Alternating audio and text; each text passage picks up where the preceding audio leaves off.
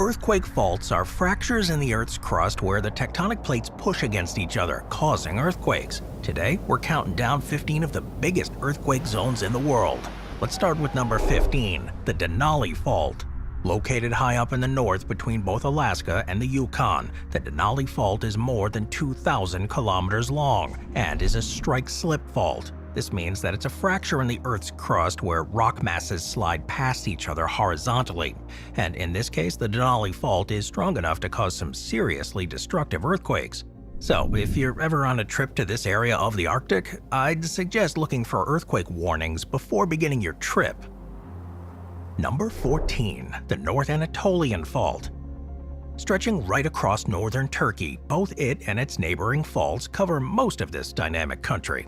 Considered to be very similar to the infamous San Andreas Fault, thanks to both its length and its slip rate. The North Anatolian Fault is one of the most seismically active places in Europe, and to make matters worse, the area has seen an increased ground displacement.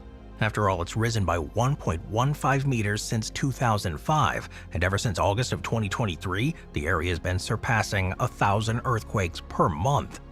As a result, millions have been allocated to monitor the area's increasingly concerning volcanic and seismic activity. Number 12, the Himalayan Frontal Thrust. Located on the boundary between the Himalayan foothills and Indo-Ganges Plain, the Himalayan Frontal Thrust is one of the most visible fault lines on this list. After all, it's so well expressed on the surface that it can be seen via satellite imagery. Well, given that it covers almost the entire Indian plate, it should also be of little surprise that it's geologically active. After all, many earthquakes associated with it have created visible ground ruptures, and this is something that's not expected to be any different with future earthquakes. Number 11, the New. And while it's created its fair share of major earthquakes in the past, the reality is that the western United States is far more earthquake-prone than the East. Number 10, Venus quakes. So, it turns out that Earth isn't the only place where quakes occur. That's because on our neighboring planet of Venus, these natural disasters are pretty common. The only difference is that while we deal with earthquakes that come from the ground, Venus, rather terrifyingly, deals with earthquakes that come from the sky. This is possible to Venus's extremely thick atmosphere. More specifically, this atmosphere generates enormous amounts of friction. Now, this friction creates heat, which in turn causes the rocks on Venus's surface to expand and contract. Now, this process creates cracks and fissures in the rocks, and eventually, these friction fissures can cause earthquakes. In terms of strength, Venus quakes can be pretty powerful. According to scientists, this strength is comparable to the most forceful earthquakes ever recorded on Earth. However, due to Venus, it also appears that Venus quakes may cause landslides to happen. You see, all the way back in November of 1990, images of landslides on Venus were taken by the Magellan spacecraft. Another image was taken on July 23rd of 1991, and when looked at close up, these images show a region within what's known as the Aphrodite Terra. This region is characterized by steeply sloping valleys that's cut by many fractures. So if quakes do happen on Venus, Aphrodite Terra may be one of the epicenters of activity. But the reality is that until we have better tech and better data about the planet, it's going to be hard for us to pinpoint exactly where Venus's most prolific Venus quake zones are located. Number 9, the Japan Trench. The Japan Trench, it's part of the larger and more famous Pacific Ring of Fire, although it's become quite famous in its own right. It's located at a point where the oceanic Pacific plate subducts beneath the continental Okhotsk plate. It's an impressive 800 kilometers in length, and at its deepest point, it reaches a whopping 8,000 meters in low and fast earthquakes, which interact in complex ways. Slow earthquakes seem to play a role in starting and stopping large, megathrust earthquakes. However, the researchers still don't fully understand why this happens. As of now, they did note that there is some connection between where slow earthquakes occur and the structure of the Earth's crust. More specifically, they believe that pressurized fluids might be a key factor in causing slow earthquakes, yet it will take significantly more study before the researchers come to a solid conclusion. It's also worth noting that in January of 2020, researchers made an interesting discovery. You see, in March of 2011, a devastating earthquake happened, and in due time, scientists began looking into answers as to why. When they looked at the structure of the fault line, researchers were stunned to find an unprecedented 50 meters of shallow displacement along the fault, which ruptured all the way to the surface of the seafloor. This extreme slip at shallow depths is believed to have exacerbated this terrible seismic event. In 2016, researchers confirmed the existence of the largest exposed fault on Earth. Discovered beneath the Banda Sea in eastern Indonesia, this massive fault plain runs right through the notorious Ring of Fire. While this is significant in its own right, it's also important because it may explain why the 7.2-kilometer deep Weber Deep abyss exists in the middle of the Pacific Ocean. You see, when a fault forms on Earth's crust, it forms in two main features: a fault plane, which is the flat surface of a fault, and the fault line, which is the intersection of the fault plane with the ground surface. The team's simulation showed that the Banda Detachment fault plane was exposed over an area of 60,000 square kilometers, when at some point the seafloor cracked. Simulations of the seafloor suggest that when this crack opened, a massive piece of crust bigger than Belgium was ripped apart to form a deep depression in the ocean floor. This depression is the Weber Deep, which still exists today. Moving on to number 7, the Mid-Atlantic Ridge all across the Earth's oceans. It was formed thanks to the movement of the Earth's plates. More specifically, as these plates push apart, mountains and valleys form along the seafloor as magma rises up to fill the gaps. As the Earth's crust spreads, a new ocean floor is created, renewing the surface of the planet as it does so. In fact, if you look at a map of the world's volcanoes, you'll find that most of them have formed along the boundaries of the Earth's mid-ocean ridge system. This makes it the largest single volcanic feature on the Earth. The ridge's plates pushing is also something that's continuous and still happening to this day. It's because of this that the ridge has an average spreading rate of about 2.5 centimeters per year. So as you might imagine, this help makes the ridge seismically significant. You see, the Mid-Atlantic Ridge includes a deep rift valley that runs along the axis of the ridge for nearly its entire length. This rift marks the actual boundary between the adjacent tectonic plates, and in particular, its central valley is very seismologically active and the epicenter of many earthquakes that over time, the volcanic activity from those volcanoes became more intense, leading to the formation of Iceland's incredible landscape. Today, though, Iceland is one of the only places on Earth where the Mid-Atlantic Ridge is visible above sea level, making it a truly unique place. However, it's worth noting that the other islands, such as the Ascension Island and St. Helena and the Azores, also owe part of their creation story to the Mid-Atlantic Ridge. So while its activities may often be rather dangerous, it's certainly clear that the Mid-Atlantic Ridge is responsible for creating some of the coolest places on Earth. Number 6. The Pacific Rim. Also known as the Ring of Fire, the Pacific Rim is far and away the world's largest and most dangerous earthquake zone. Coming in at about 40,000 kilometers in length and about 500 kilometers in width, it surrounds most of the Pacific Ocean in a horseshoe shape. In terms of its seismic stats, it's nothing short of impressive. After all, it contains between 750 to happen. Now, interestingly, this is the type of plate tectonic setup that also helps form some of the Earth's deepest ocean trenches. The trenches form because as one plate subducts under another, it's bent downwards, and it is possible for deep undersea earthquakes to happen as the two plates scrape against each other and as the subducting plate bends. This type of activity can also cause tsunamis to form above the surface, devastating coastal areas. But of all the spots in the Pacific Rim, the Mariana Trench is easily the most famous. It's located in the West Pacific. It drops to a depth of about 11 kilometers. For reference, this is so deep that if you were to drop Mount Everest inside of it, its peak would still be more than a kilometer underwater.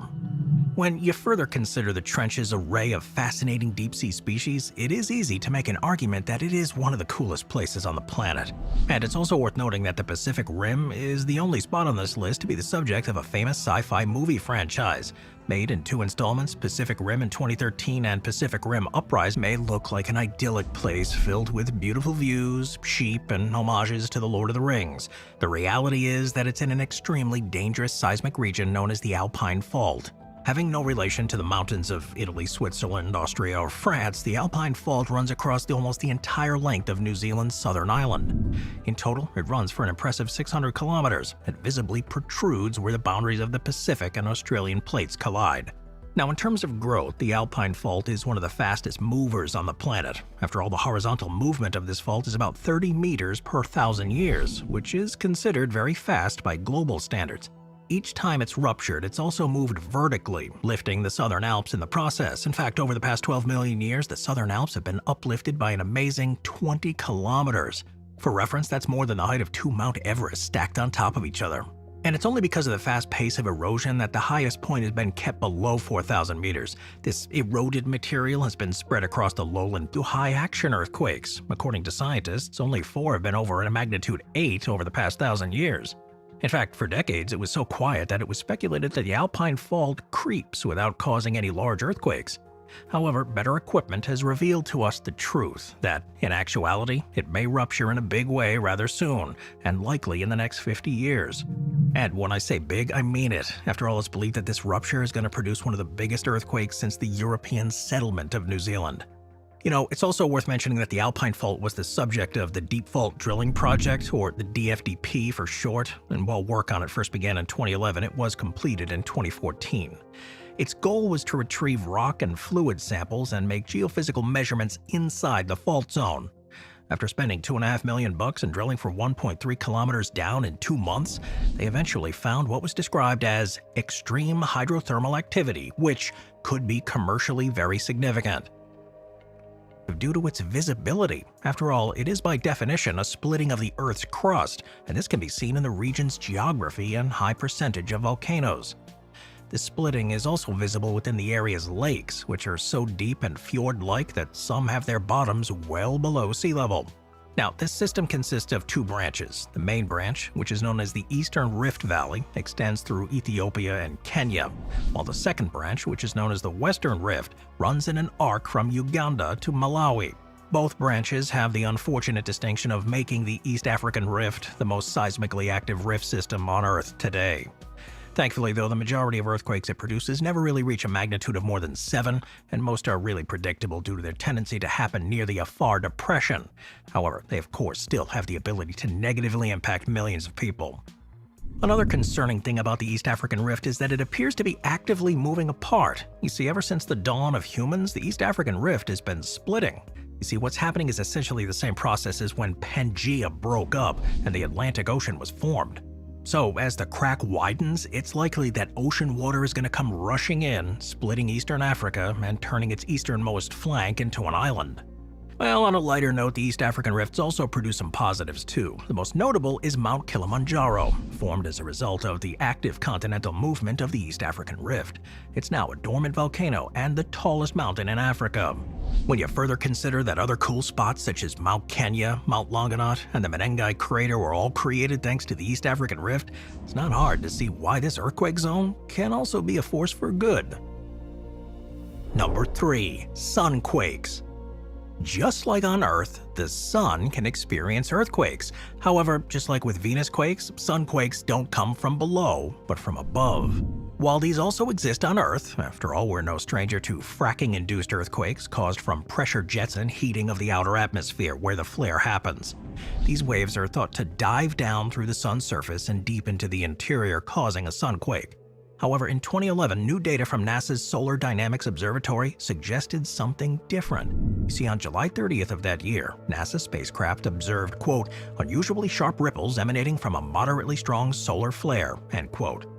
Upon further investigation, scientists were able to track the waves that caused these ripples back to their source via a technique known as helioseismic holography. Instead of the waves traveling into the sun from above, the scientists saw that the surface ripples of a sunquake emerged from deep beneath the solar surface right after a flare happened. In fact, the acoustic source of the sound appeared to be 1,100 kilometers below the surface of the sun, and certainly not above the surface as previously thought. After putting all these findings together, the scientists concluded that these waves were probably driven by a submerged source, which in turn some flares, and how this corresponds to what we see in our observations. The idea was that this would give a better understanding of how energy is transported during a solar flare, and in turn help solve the puzzle of how they come into being. The results were surprising. While the scientists initially expected the flares that had more high-energy particles to generate the strongest sunquakes, this wasn't the case. Instead, since these high-energy particles are moving so quickly, they're more likely to travel through the sun's atmosphere without collisions. Instead, they found that the flares with more lower-energy particles generated the strongest sunquakes. Additionally, flares with lower energy particles tended to generate strong acoustic gravity waves rather than normal pressure waves, further increasing their impact. When looked at in summary, this study suggested that a solar flare weak spot exists in terms of strength, allowing some flares to generate sunquakes while others don't. Yet while this study certainly helped paint a clearer picture, the reality is there'll likely be more research conducted northern, central, and southern. Each has different characteristics and a different degree of earthquake risk. The northern segment extends from Cape Mendocino to the north down south to Hollister, which is located within the Santa Cruz Mountains. The Cape Mendocino section is notable because it begins in an area known as the Mendocino Triple Junction, or MTJ. This is the point where the Gorda Plate, the North American Plate, and the Pacific Plate meet.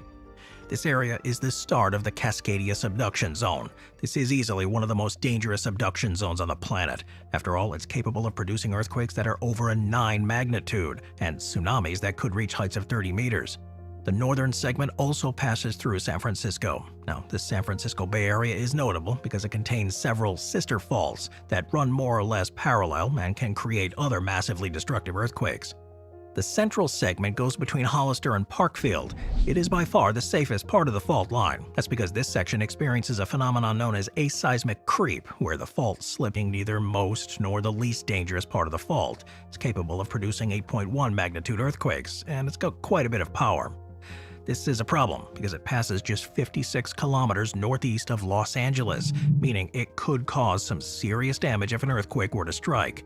There's also a lot of interesting scholarship surrounding the San Andreas Fault. It was first identified in Northern California by UC Berkeley geology professor Andrew Larson in 1895. Rather than do what was popular at the time and attach his own name to it, he instead named it after the surrounding San Andreas Valley. As our understanding of plate tectonics evolved, we learned more and more about the fault line. To date, we figured out that the San Andreas Fault near Parkfield consistently produces a magnitude 6 earthquake approximately once every 22 years. The last such event happened in 2004, and now scientists have busied themselves estimating when the next big one will happen. A study published in 2006 in the journal Nature found that the San Andreas in November of 2013 estimated that there's a 7% chance that an earthquake of a magnitude 8 or greater will occur in the next 30 years, somewhere along the San Andreas Fault. So, if you live along this fault line, I'd suggest staying up to date on the news so you can get a forewarning as early as possible. Number 1. Mars quakes. Just like on Earth, it appears that Mars has more than its fair share of earthquakes. And while the science on the subject was pretty sketchy for decades, in 2019 we finally found definitive proof that Mars quakes exist and that there are fault lines on the red planet. The very first attempts to find seismic activity on Mars date all the way back to 1976 through a project known as the Viking program. As part of this effort, 2 landers were launched, the Viking 1 and Viking 2. Unfortunately for the world of science, the Viking 1 was an absolute failure. After landing, the seismometer on the Viking 1 malfunctioned, leading to no data being collected and making, well, for years afterward, data collection surrounding Martian earthquakes was pretty limited. However, in 2018, interest in the subject renewed after the InSight mission revealed a massive collection of dust devils on the red planet. For those of you not well versed in meteorology, dust devils are similar to tornadoes, and as such there was a belief that if these natural disasters could exist on Mars, earthquakes could as well. On April 6th of 2019, scientists got the lead they were looking for when the InSight lander recorded what was believed to be a small Marsquake. After more research was conducted, it was determined that the earthquake in question came from an area known as the Cerebras Fossae. This is a series of deep gashes that linger about 1,600 kilometers to the east of InSight's landing zone. Then in 2021, a Marsquake was recorded, coming out of the Valles Marineris, proving scientists' suspicions that the area contained an active fault. In the years since then, even more fault-related recordings have been made. So it turns out that the way Marsquakes are formed differs, has led to scientists suspecting that Marsquakes are formed by pockets of magma that linger below. More specifically, they're likely created as the planet's ongoing cooling and contraction cracks the surface, forming what we know as thrust faults. These findings are important for a few reasons. First and foremost, active fault lines on Mars prove that the planet is not geologically dead, and that a lot of new movement is happening on it. While this is pretty cool in its own right, it also means that Mars is a pretty risky place for space exploration. After all, if strong enough, a Marsquake could completely destroy space equipment, leading to millions if not billions of dollars worth of effort being destroyed. However, Marsquakes also have a silver lining. future human settlements on the Red Planet could potentially use Mars's faults as a source of geothermal energy. This in turn could help Martian settlements get to a point of self-sustainability. Well, in any case, Paul Byrne, who's a planetary geologist at North Carolina State University, notes that on balance, Mars quakes are the